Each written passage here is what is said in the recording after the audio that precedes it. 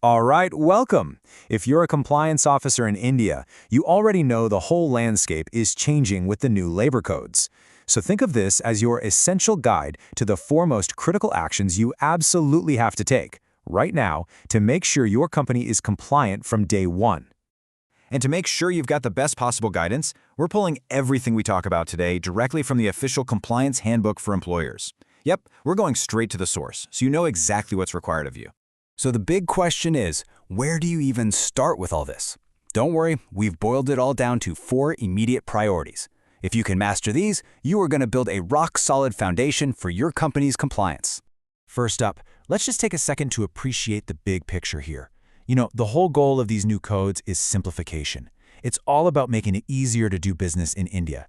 And just look at the numbers on this slide. The reduction in paperwork is huge. We're talking 31 returns down to just one single electronic one, and 84 registers cut down to 8. It's all designed to make your life as an employer a whole lot easier. Okay, so with that simplification in mind, let's jump into your first critical action. This one is so important, we're just going to call it the 2-day rule. And it's all about an employee's final payment. And the rule here is super simple, but it is absolutely non-negotiable. It doesn't matter how an employee leaves, resignation, dismissal, termination, you name it.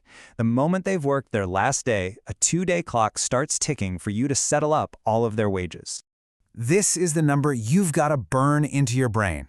2 working days. That's your new, legally mandated deadline for every single final settlement.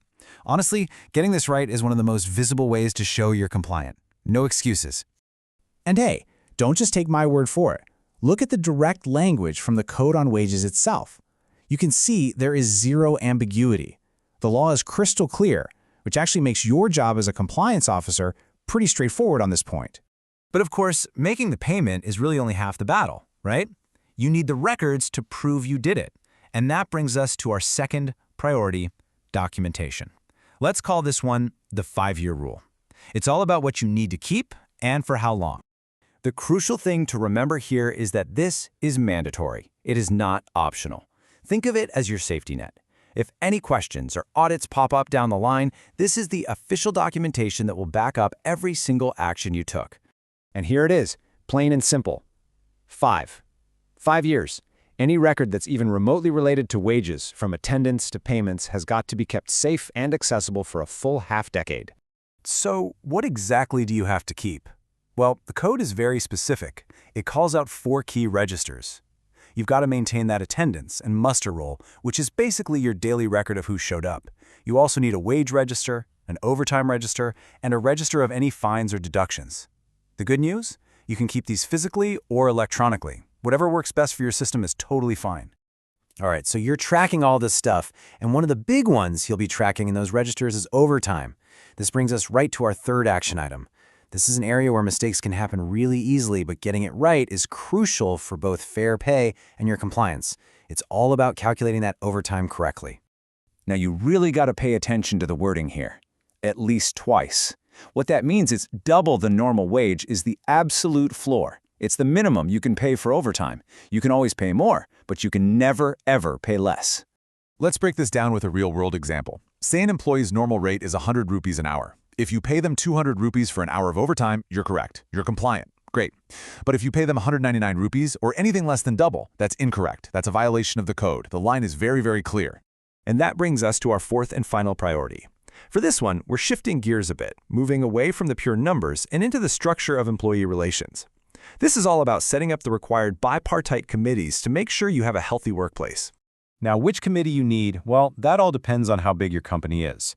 If you have 100 or more workers, you're going to need a works committee. Its main job is just to promote good, harmonious relations. But for any place with 20 or more workers, you must have a grievance redressal committee, which is specifically there to handle individual employee grievances. Now, for this grievance redressal committee, or GRC, you've got some very specific rules to follow. Think of it like a checklist. It has to have an equal number of people from the employer and worker side. It can have a maximum of 10 members total. The chairperson role has to rotate every year between the two sides. And this one's key. It has a strict 30-day deadline to resolve any grievance that gets filed. So let's bring it all home. Here are the 4 pillars for your initial compliance strategy.